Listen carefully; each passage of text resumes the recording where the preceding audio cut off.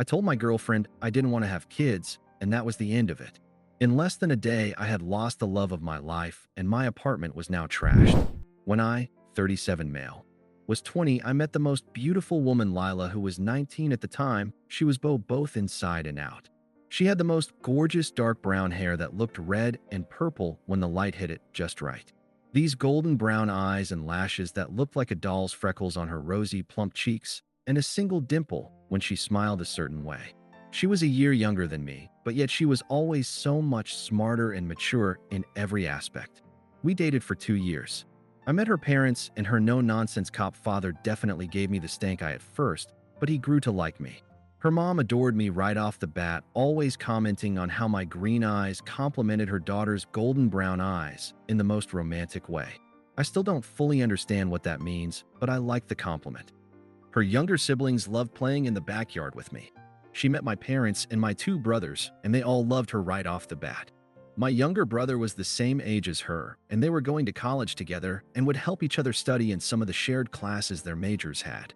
Hell, even my 6-month-old dog I had adopted before even meeting her seemed to like her more than he liked me.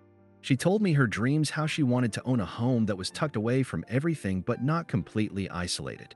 How she wanted to be a doctor and that she wanted to help people. She wanted to be a pediatrician. She loved kids. She always said she wanted a family. She didn't care how many kids she had, she just wanted to experience the ups and downs of motherhood. She wanted the good, the bad, the ugly. I listened to her go on and on about baby names and how she would design a nursery. At the time, I thought I wanted kids too. I wanted to marry this girl and give her the family she so clearly wanted. She was my Lila. I wanted to stay with her forever. I was young, but I was in love with her. After 2 years of dating, I started to realize that I didn't want to have kids. I thought I was just being around too many of my bratty cousins, and that was turning me off from the idea. But the more I thought about it, the more the idea of having to be a father made me sick. I would get headaches and my stomach would twist in knots thinking about having to take care of some screaming, crying, and shitting little thing, and then have it grow into a tantrum-throwing toddler or bratty child, and then some moody teenager. I didn't want to be held down like that. I wanted to travel, have money, be free. After a few drinks one night, I ended up telling all of this to Lila.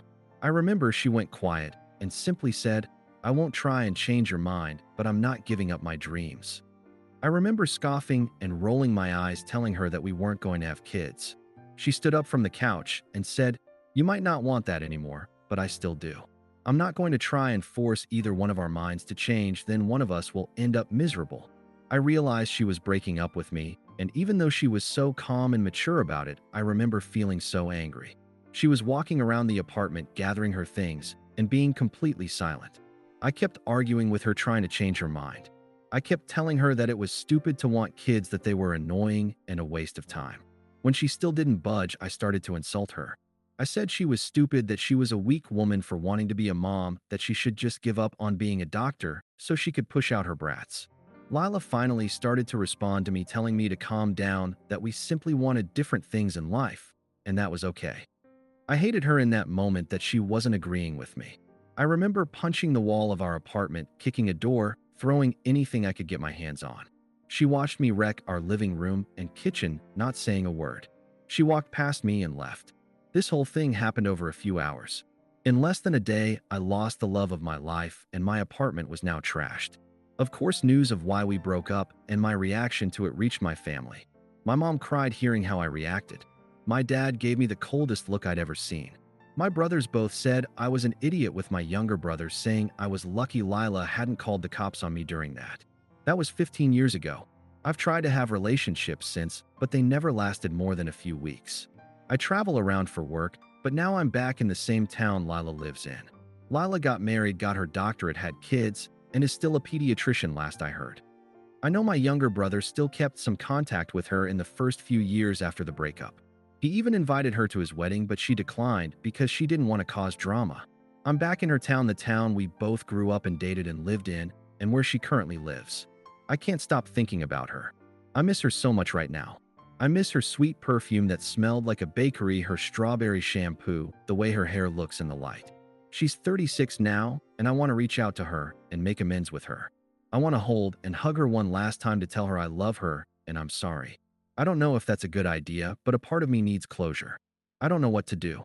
I want to sweep her off her feet and have her be my love again, but I don't know if that ship has sailed already. Update 1.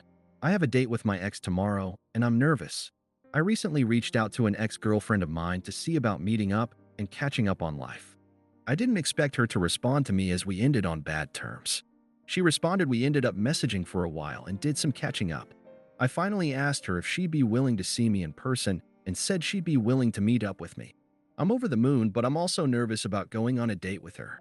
She's 36 and I'm 37, and our last time being on dates with one another was close to 15 years ago. Our date is tomorrow evening after she gets off work. I'm scared I'll mess things up again.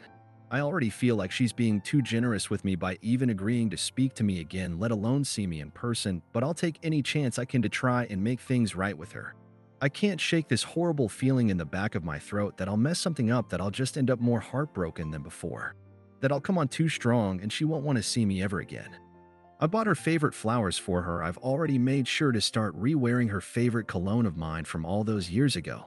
I've been practicing what I need and what I want to say to her.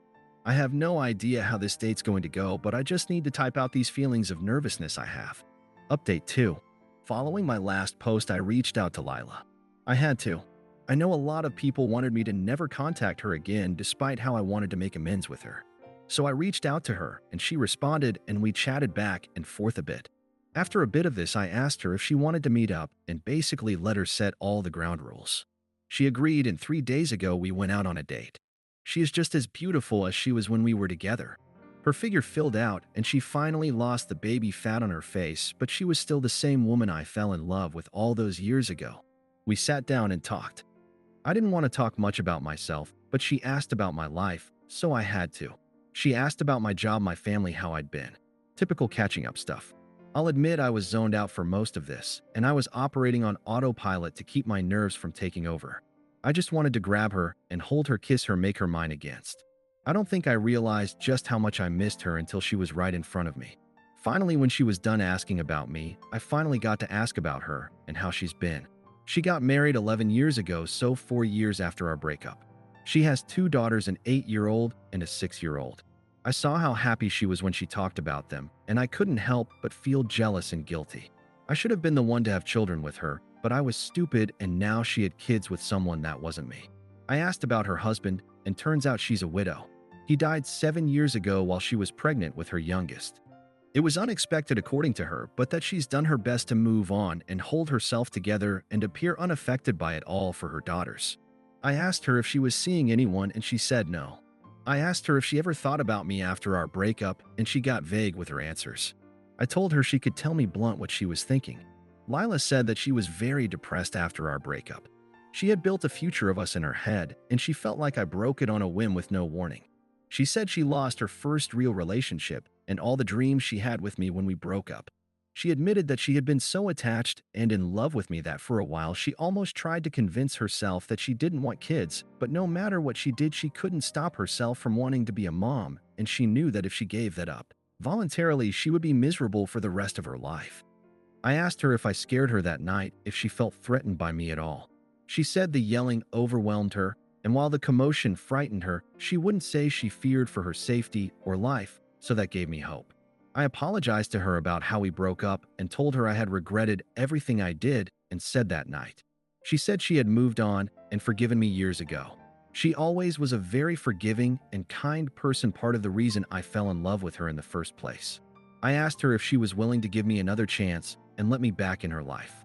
She was hesitant and got quiet for a moment. I could feel myself panicking when that happened. She said that she didn't mind me being in her life, but that I'd have to regain her trust in order for her to consider even trying to date me. I was disappointed, frustrated, and very disheartened, but I knew if I came on too strong, she'd turn me away completely. I told her I'd be happy to be in her life any way that I can, and that with her permission, I'd be working to prove I deserved a second chance at romance. I'm happy to have Lila semi back in my life, and I'm going to work on proving to her that we should get back together. I hope that we can have the family and life she always talked to me about. I know there's still time, but the clock is ticking on it. I'm hoping that one day I'll be posting for advice on the family we'll have together if all things go well. Update 3. Unsure how to proceed in my relationship. Should I ask her to be my official girlfriend? So me, 37 male, and this woman, 36 female, have been seeing each other for a bit under a month now. It's been casual meetups and dates, no sex, as she wants to wait. We used to date in the past, broke up, but now we're seeing each other again. Is it too early to ask her to be my official girlfriend again? I feel like we're acting like a couple without the label, which is frustrating. I've met her kids and given them a handful of kids to and from school. I've spent the night at her house once. I bring her flowers to her work and to every date we have. I feel like we're a couple, so is it appropriate to ask her to be my official girlfriend? Update 4. My girlfriend is pregnant. She's happy about it. I'm not. It was just casual dating for a few months, and we've only been intimate a few times. She isn't on any birth control, and she made it clear she wasn't going to get on any, so if I wanted to be intimate with her, it was going to be on my end. I was stupid and didn't use protection, and now she's pregnant. She's only about 4 weeks, caught it during her routine blood work at the doctor's office. She's surprisingly optimistic about this. I am not. She's already thinking ahead and planning about putting parts of her paycheck aside to prepare for the baby and has already started to eat a bit healthier. I don't think I want this. She has 2 kids from a previous relationship that I like enough, but I don't think I can deal with a baby and toddler stage. She keeps telling me that it'll all be okay, that everything happens for a reason and the universe had a plan for this. But I'm getting real tired of that hippie bullshit. I just wish I could go back in time and stop this whole thing from happening. How do I talk with her about this? She's already so happy and attached to this thing, but I just feel panic whenever I think about this thing being born. I need advice quickly. I thought my brother's fiancée was lying about her pregnancy because she screwed up telling me some facts. They've denied access to their pregnancy and won't communicate. I, 22 female, have an older brother, John, 32 male, who has been with his fiancée, Jane, 30 female, for 4 years. They have a 4-month-old. Jane found out she was pregnant at 5.5 weeks and immediately called my mom to tell her. Mom was confused but still very excited. Jane said she was going to tell John when he got back from his work trip. A few hours later, she called again, sobbing, saying she has insatiable cravings. Mom made a joke like, "Isn't it a bit early for cravings?" And Jane went off on her. She started yelling about how this was her pregnancy and no one else's. It was an odd reaction. She also apologized for her outburst by blaming it on hormones. When my brother returned from his trip, him and Jane left to stay at her mother's, and we didn't see her until after the baby was born. John said this was because Jane was afraid of losing the pregnancy and wanted to be with her mom, and we needed to respect boundaries. Whenever someone would ask about Jane or the baby, they would shut it down with vague answers like, "Every pregnancy is different," or "She's carrying small," which isn't unusual. They barely shared anything about the pregnancy. No ultrasound pictures, no baby shower, and Jane didn't want anyone around during the delivery. I also discovered that every craving she listed came from one article about pregnancy cravings. She even listed multiple items in the same order as the article. When the baby was born, we were finally allowed to see Jane and John, and baby, of course. It was very bittersweet, as we all wished we could have been there for Jane to help out, but Jane and John both reassured us that we did help out by staying away during the pregnancy. The weirdest part, though, is how Jane describes the birth. She claims she had an epidural via 4 drip into her hand, edited because I didn't elaborate, which is not how those are administered. When I asked clarifying questions, thinking she had gotten confused, which is understandable, she shut down and refused to answer, like how she would during the pregnancy. She said the baby had latching issues because he was born with no umbilical cord stump. This can technically happen, but it's a rare and fatal medical condition that their baby does not have. The final straw was when she told us that the baby basically fell out of her within an hour of being in labor, despite my brother telling us how hard the birth was, and even stating that was why they weren't going to try for any more kids. Mom is on the same side as me and has been noting these inconsistencies and inaccuracies, but doesn't know how to bring it up. And their reactions don't help. A few days ago, my brother texted Mom saying her doubt of Jane is disrespectful, and they both want full apologies from the both of us for bullying Jane about her pregnancy or labor. I haven't made any outright accusations about it, nor have I said any of this to Jane. I've only asked questions when she brings the birth or pregnancy up. Am I the asshole for having doubts? Some of Opie's comments. Commenter says, "By all means, keep in mind that she may not be a reliable narrator, particularly if it comes to medical matters, but other than that, just enjoy your nibbling. This is not a situation where you need to prove her wrong or set her right, and yes, the asshole if you continue to gossip. Also, why jump to lying, which implies ill intent?" Opie replied, "Also, why jump to lying, which implies ill intent? because their stories change. One day the labor was a grueling touch and go 24 hours, and the next day it was he just slipped out, I didn't even feel it. The labor was an hour or two max. One day it's I had an epidural given via 4 drip in my hand, and the next it was so quick and easy I didn't need any pain meds. One day it's he was born without an umbilical cord stump, so he doesn't latch easily, and the next it's he was born 100% healthy. Everything about it changes on a day-to-day basis while my brother and Estelle try to insist there's nothing weird going on, and anyone who merely questions these changes is a gossip bully. I'm trying to be nice here and not imply ill intent, but when they jump down your throat for asking how much the baby weighed, it's hard not to. Commenter says, yes, the asshole. Sounds like they adopted a baby but are too scared to tell you, but not afraid to tell her side of the family, because you might judge them. Welcome the baby and stop being nosy. It's really none of your business. Opie replied, I mean, I was adopted and John is a surrogate baby, so I'm unsure about that part. Commenter says, maybe at this point they are fucking with you. Opie replied, I hope so. I hope they're really good actors. Commenter says, yes, the asshole. I doubt you and your mom are reliable narrators, especially considering you Googled her cravings. I've had 3 children, no baby showers, and carry low with my first. You couldn't tell I was pregnant. Opie replied, especially considering you Googled her cravings? Yes, sister-in-law told me that she kept saying her cravings were common and to look it up as proof. Then I found said article and realized she was listing every craving off the list. Commenter says, info, why does it matter? Why not just ask if they adopted or used a surrogate if you want to know so badly? Opie replied, why not just ask if they adopted or used a surrogate if you want to know so badly? I said I would love to adopt one day. I'm adopted also, but that surrogacy is also on the table. They both started crying. When family asked if they were okay, my brother told my uncle to shut up, and they left. So I don't know. Commenter says, I feel like in any situation it's totally reasonable to fact check. Just a question of what you do with the information. Opie replied, but also they told me their newborn had this birth defect and didn't elaborate. So I Googled it because I had never heard of it. Then I find out it has a 100% death rate. So now I'm assuming this newborn baby is going to die soon because all babies born with body stock anomaly live for a few days max. When I bring it up with them, they tell me that actually no, he's not going to die and he doesn't really have body stock anomaly. So I went from prematurely grieving this newborn's death and panicking that he was going to pass to being told that he's actually fine. So like, how am I supposed to react to news about the baby now? More on body stock anomaly. Body stock anomaly is a very different thing, and it means it's a defect in which the abdominal organs develop outside of a baby's abdominal cavity and remain attached directly to the placenta. Yes, that is what they said the baby had. The baby very clearly does not have BSA, but that's what they said and continue to say the baby had or has. The baby cannot have an infection on an umbilical cord stump that is no longer there because it fell off like it's supposed to. They both said the baby's stump was not infected. I know the baby doesn't have BSA. Sister-in-law and brother, however, continue to say baby has it, which is not true at all. That is why I was pushing back on them about it, because it makes no sense. They still maintain the baby had no infection and is in good health, but simultaneously has BSA. This is why I'm so confused by what they're saying. Top comment on post.